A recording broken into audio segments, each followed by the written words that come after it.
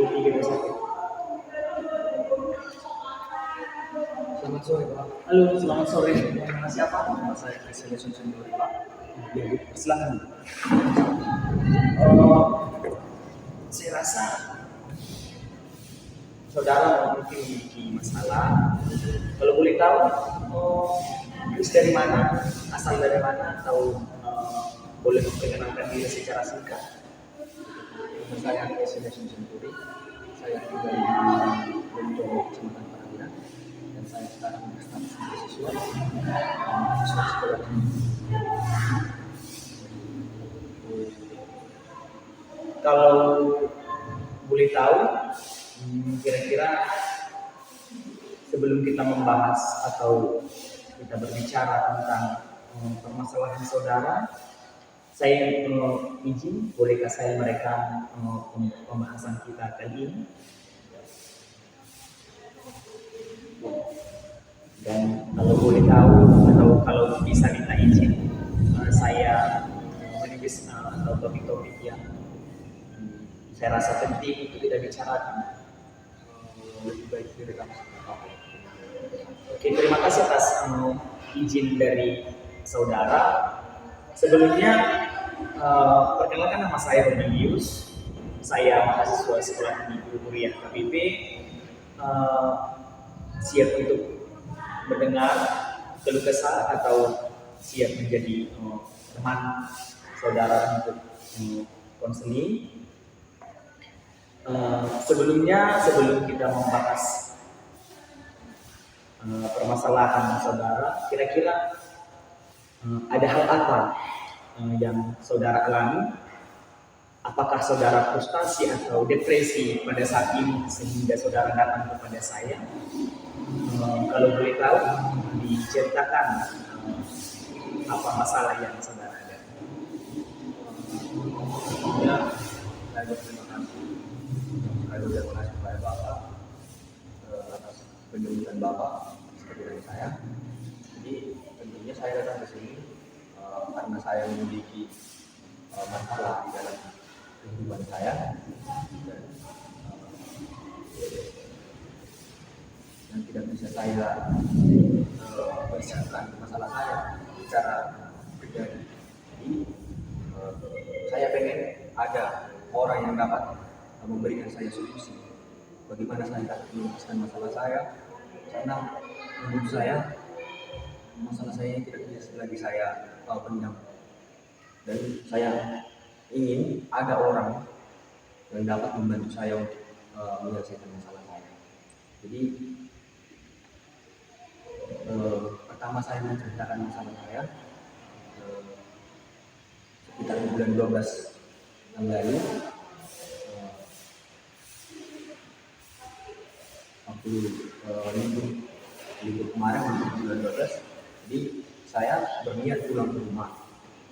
Jadi ketika saya berniat pulang ke rumah, tidak ada lagi kendaraan yang bisa saya tumpangi untuk ke sana. Dan saya meminjamkan sepeda motor dari kawan saya. Saya tidak bisa menunjukkan inisialnya atau karena itu merupakan rahasia bagi saya privasi. Jadi saya meminjamkan sepeda motornya. Berselang waktu itu sudah 5 bulan yang lalu, dan ketika saya meminjam kereta kawan saya ini, saya mengalami kecelakaan di Siborong-Borong, pada tepatnya saya disenggol mobil dari belakang dan tidak memberikan pertanggungjawaban atas kecelakaan yang saya alami. Jadi setelah itu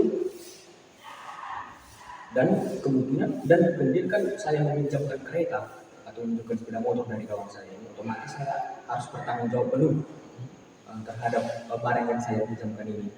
Jadi kerusakan yang terjadi pada saat itu sangat parah, dan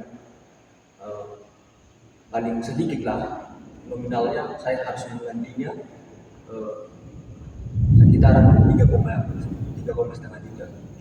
juta. Ya, sebelum ke pembahasan selanjutnya, bolehkah saya bertanya tentang kenapa saudara meminjam motor itu, dan kira-kira keperluan apa saudara sehingga bisa meminjam motor inisial yang tadi? Boleh Pak, boleh. Jadi kenapa saya meminjamkan keretanya kemarin atau sepeda motornya? Karena kemarin saya sedang sakit, asam lambung saya naik. Pada saat mau pulang ke rumah, saya tidak bisa pulang dengan kawan-kawan yang biasanya begitu kira-kira. Jadi saya pulang agak kesorean. Padahal besok kami akan pergi ke Delhi untuk pelayanan. Jadi kendaraan pada sore hari atau angkutan pada sore hari itu tidak ada lagi angkutan yang dapat saya tumpangi, sehingga saya harus meminjamkan sepeda motor karena saya harus kembali juga ke kampus pada saat itu. Jadi saya meminjam sepeda motor kepada kawan saya ini. Jadi dia memberikan sepeda motornya untuk saya pinjamkan. Lalu sekitar jam 5 sore lah, seperti yang saya ceritakan tadi, saya mengalami kecelakaan di daerah Siborong-Borong dengan saya pikir itu sudah kecelakaan yang sangat parah bagi saya, karena itu saya mengalami pertama sekali mengalami kecelakaan yang begitu parah. Saya juga pada saat itu terlempar 5 meter itu kemarin, dan saya disenggol dari belakang, tidak ada bertanggung jawab.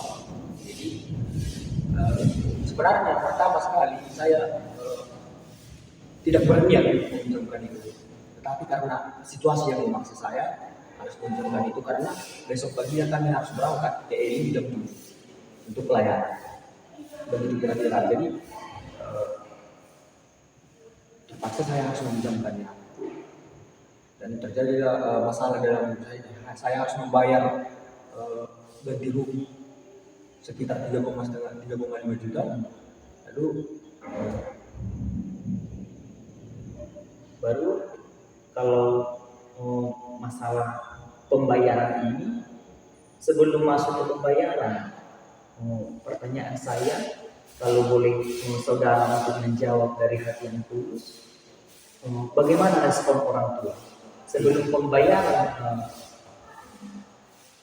biaya kecelakaan?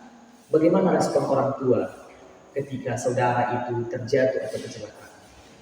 terima kasih ya Pak. Waktu saya mengalami kecelakaan, saya tidak memberitahu kepada orang tua. Memang itu sudah mungkin kesalahan saya yang sangat fatal. Saya tidak memberitahu, padahal saya tahu saya adalah seorang mahasiswa. Tetapi ada alasan saya kenapa saya tidak memberitahu kepada orang tua, karena bukan cuma saya saja yang tanggungan orang tua, dan nominalnya ini juga sudah sangat banyak, begitu kira-kira. Jadi pertama, karena ini sudah harus saya jujurkan apa yang menjadi masalah saya. Sebenarnya untuk membayar ini, saya sempat berpikir bahwasanya uang jajan saya yang akan nanti menutupi ini semua. Jadi begitu kira-kira. Baru saudara kan tidak memberitahukan kepada orang tua. Jadi kira-kira bagaimana saudara membayar uang kecelakaan ini atau biaya kecelakaan? Kira-kira dari mana? Itu yang menjadi masalah bagi saya. Boleh diceritakan? Saya menceritakan sedikit. Jadi waktu pertama pembayaran bulan 1, di situ pembayaran wajib uang kuliah, uang asrama, itulah saya buat untuk menutupi ganti rugi, sehingga terbengkalai pembayaran saya di kampus begitu kira-kira. Jadi untuk menutupi pembayaran dari kampus ini, saya juga meminjam uang seorang pendeta begitu kira-kira. Dan memang itu secara jujur saya ucapkan, saya bilang sama kawan tadi, saya tidak memberitahu kepada orang tua begitu kira-kira, karena saya rasa akan menyulitkan orang tua begitu. Oke, tadi saudara meminjam kepada seorang pendeta, kita tidak perlu menyebutkan inisialnya dan Tidak boleh disebutkan inisialnya. itu maksud saya. Jadi apakah biaya yang kecelakaan ini terpenuhi dari uang pendeta yang dipinjam? Kira-kira setelah dipinjam, apakah ada bayaran yang lain sehingga saudara depresi sampai saat ini? Ya. Uang pembayaran kuliah kemarin, saya ceritakan sedikit tadi. Uang pembayaran kemarin sekitar 2.400.000. Padahal biaya yang saya bayar di kuliah ini adalah 3,5 juta. Dan saya harap ini menjadi motivasi bagi kita. Jadi setelah saya membayar, saya menjualkan uang kuliah saya ini dan uang asrama saya ini 2,5 juta atau 2.400.000. Saya meminjam lagi dari seorang teman saya. Saya juga tidak bisa menyebutkan inisialnya. Saya meminjam sekitar 1.300.000 lagi. Berarti kalau boleh bertanya lagi, saudara meminjam dari si A, baru membayar biaya kecelakaan dan biaya motor yang rusak gitu ya. Jadi apakah saudara lagi menggunakan uang asrama, uang kuliah yang tadi untuk pembayaran yang sama? Iya, tadi kan saya uang yang wajib dibayar ke asrama atau kampus sekitaran 2.400.000. Itu sudah ikut dengan uang kuliah, cicilan uang kuliah bagi negara saudara tadi. Lalu untuk menutupi lagi karena 2.400.000 ini kurang, saya pinjam lagi dari kawan saya sekitaran 1 juta lebih. Jadi 1.100.000 lah kemarin saya pinjam. Jadi saya penuhilah dulu pembayaran tanggung jawab saya yang sepeda motor tadi, dan uang asrama saya terkendala. Dan saya berhutang lagi sama kawan saya. Jadi kira-kira. Berarti uang asrama terkendala, tapi biaya motor ini sudah lunas. Jadi apakah orang tua membayar setiap bulannya kewajibannya terhadap saudara? Iya, jelas orang tua membayar. Tentu orang tua juga membayar dengan saya jujur memang orang tua memberikan kewajiban saya untuk saya bayar ke kampus. Tetapi yang diberikan orang tua menutupi yang saya pinjam. Berarti ketika orang tua mengirim uang yang dikirim orang tua tidak saudara bayarkan ke kampus, melainkan ke teman saya pinjamkan tadi. Jadi untuk menutupi menutupi uang kuliah cicilan ini, saya pinjam dari seorang pendidik sekitaran 2 juta. Begitu kira-kira, karena kurang si 2 juta itu, yang 2 juta ini. Jadi saya hanya menyicil, begitu kira-kira menyicil, dan uang asrama dan saya juga menyicil ke teman saya ini. Tidak sepenuhnya saya kasih. Saya hanya memberikan 600.000 biar terpenuhi uang asrama saya yang tadi. Jadi kalau boleh tahu saudara, kira-kira udah berapa bulan uang asrama saudara menunggu? Uang asrama saya menunggu 3 bulan, tetapi masih ada saya pegang sisa uang asrama saya 7.300.000 lagi. Dan saya berpikir bahwa saya tidak mungkin membayar hanya 1 bulan saja. Dan saya berharap, kenapa saya seperti ini punya masalah yang sangat rumit bagi saya, karena ini berbicara tentang uang. Apalagi status saya seorang mahasiswa juga, dan saya selalu berharap untuk memenuhi semua uang jajan yang saya gunakan, yang saya berikan kepada saya. Padahal apa yang saya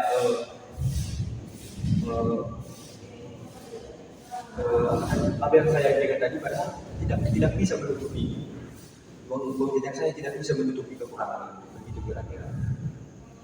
Jadi kalau ibaratnya masalah ini belum diketahui oleh orang tua kan? Kalau masalah ini diketahui oleh orang tua, kira-kira bagaimana reaksi saudara atau keluarga saudara tidak ada yang tahu masalah ini?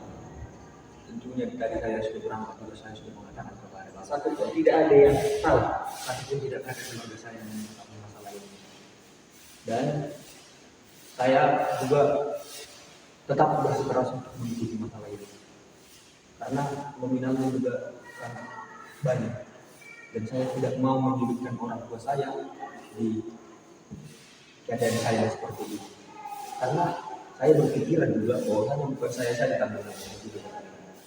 Lalu yang kemarin juga pas saya sempat sedikit lagi waktu saya ide satu minggu saya dicari orang tua dan saya tidak bermisi kepada orang tua. Saya ide saya mencari dapatlah sekitar 550 ribu. Saya kerja di situ sekitaran 6 hari ke paman guru saya atau keluarga saya dan paman guru saya tidak tahu bahwasanya saya sedang kesulitan begitu kira-kira dan paman guru saya juga tidak tahu kalau saya lagi di asrama. Orang tua saya paman guru saya beranggapan bahwasanya saya sedang libur begitu kira-kira libur pasca begitu kira-kira. Jadi itulah alasan saya kemarin ada juga sempat bermasalah kepada orang tua. Saya keluar dari asrama ada izin daripada orang tua karena memang saya lagi kerja untuk menutupi. Berarti di samping saudara berbohong tentang uang asrama, saudara juga berbohong kepada orang tua ide seperti itu. Jadi kan otomatis di kampus ada waktu penunggangan. Bagaimana respon kampus terhadap saudara? Tentunya berangkat dari dosen pembimbing saya. Dosen pembimbing saya sangat berperan terhadap penunggangan saya. Jadi sangat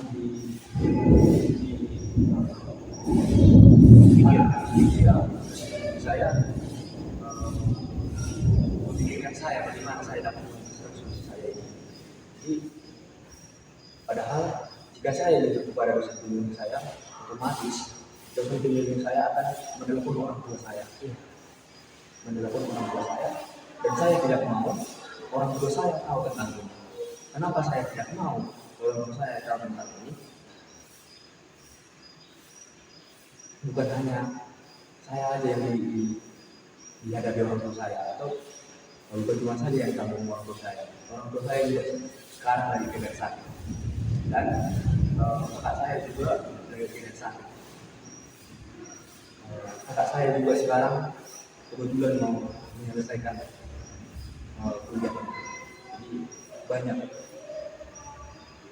biaya di situ. Jadi dari kemarin saya sudah sempat berpikiran kalau saya pengen cuti. Tapi saya berpikir jika saya cuti saya akan lalu lama di sini dan tidak membuahkan hasil yang bagus bagi saya.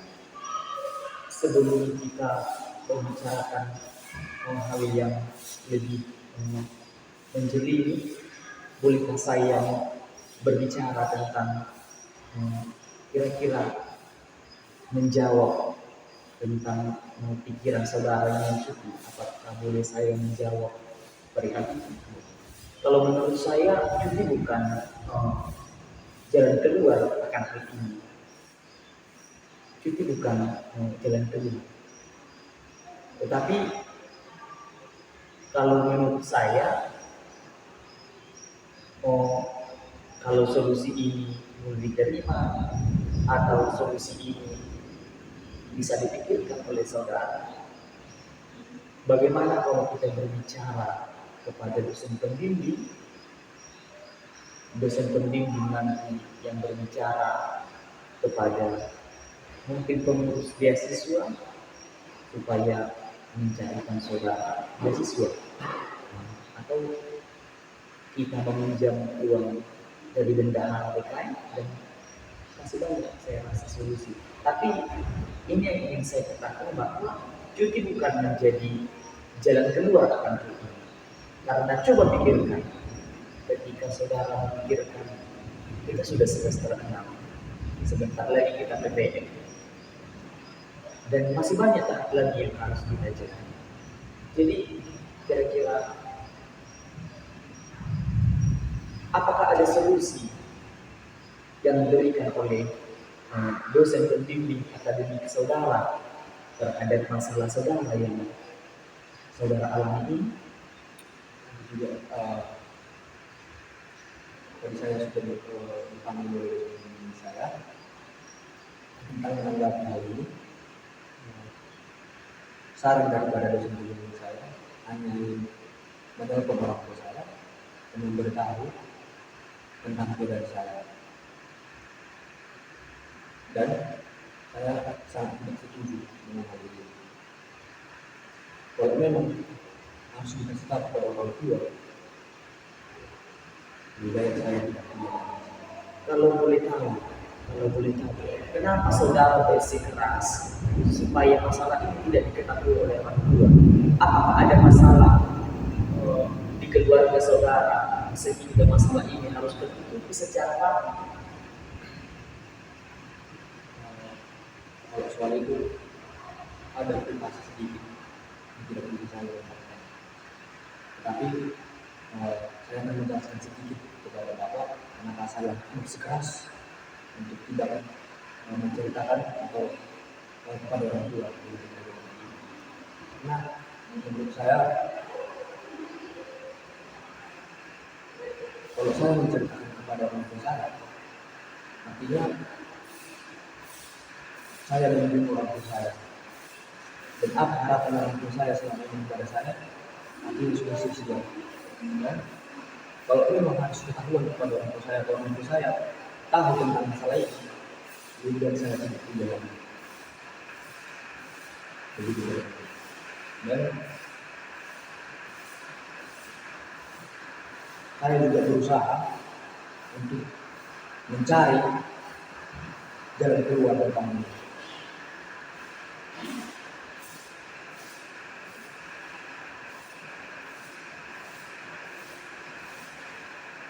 Jadi kalau boleh saya bertanya lagi, apakah ada sanksi dari kampus ketika saudara tidak membayarkan uang kuliah 3 bulan, uang selama 3 bulan? Tentu ada sanksi, tidak mengakan bersama. Sebelum membayar uang itu ada sama, tidak mengakan bersama. Tetapi ketika saya tidak mengakan bersama, ada kawan saya memberikan saya makan dan mengambil rumahnya untuk diantar kepada saya. Jadi bagaimana perasaan saudara? Perasaan saya sangat sedih tentang hal itu. Tapi kawan saya selalu mengingatkan saya untuk jangan bersikap sedang terhadap dia begitu karena dia tahu apa yang saya alami. Karena saya pernah bercerita kepada dia, dan dia sangat tahu betul tentang apa yang saya alami.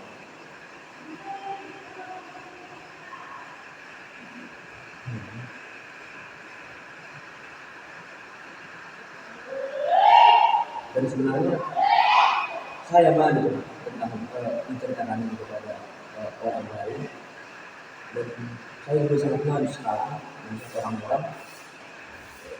Tapi saya lebih malu jika orang tua saya tahu tentang masalah ini.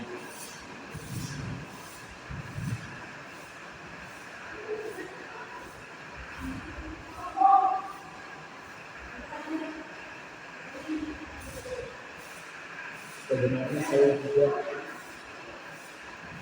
sedikit bingung dengan masalah ini, dan tidak mungkin saya langsung memberikan solusi. Mungkin Bapak nanti tidak terima, padahal Bapak tadi saudara masih memegang uang kurang lebih 1.300.000, padahal uang asrama terbengkalai 3 bulan 2.300.000, 1 juta. Jadi kalau Ini kalau Bapak terima atau Bapak bisa menerima solusi, mungkin solusi terbaik kita meminjam untuk kepada pendahara DKI atau kita berbicara kepada dosen pembimbing dengan baik supaya saudara tidak keluar dari itu tidak mengetahui seperti itu. Atau adakah tindakan yang lain yang belum saudara bayangkan tetapi yang menjadi yang lebih berat bagi saya sekarang bukan tindakan sekarang, tapi yang lebih berat bagi saya sekarang menghidupi yang menjadi tadi. Itu yang berat bagi saya, menghidupi yang lebih berat yang dipinjam dari anak pendekatan. Itu yang berat bagi saya.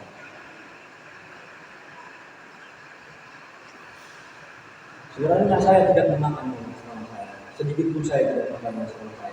Saya makan cuma dengan saya. Sedikit pun kewajiban saya tidak pernah masuk kewajiban saya. karena perihal Karena ada alasan pribadi itu, karena peristiwa yang saya alami kemarin. Jadi saya harus terpaksa berbohong kepada semua orang. Jadi tidak boleh.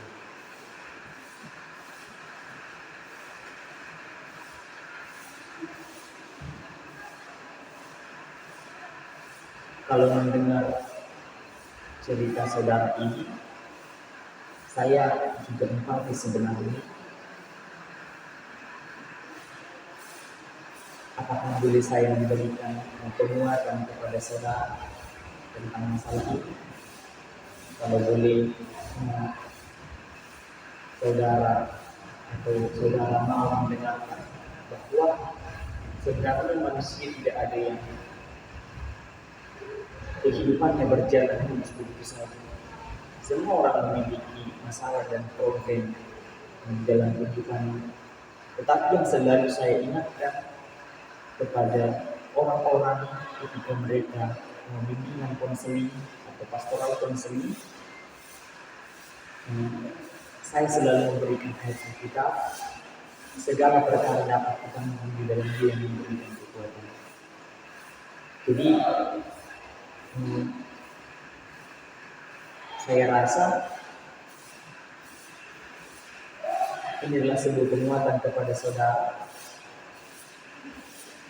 supaya saudara bisa kuat di dalam kehidupan dan tidak depresi atau frustasi lagi.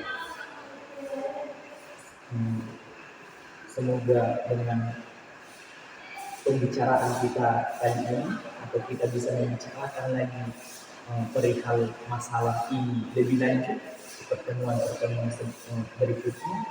Tapi izinkan saya menyatakan bahwa tidak ada masalah yang tidak memiliki jalan keluar.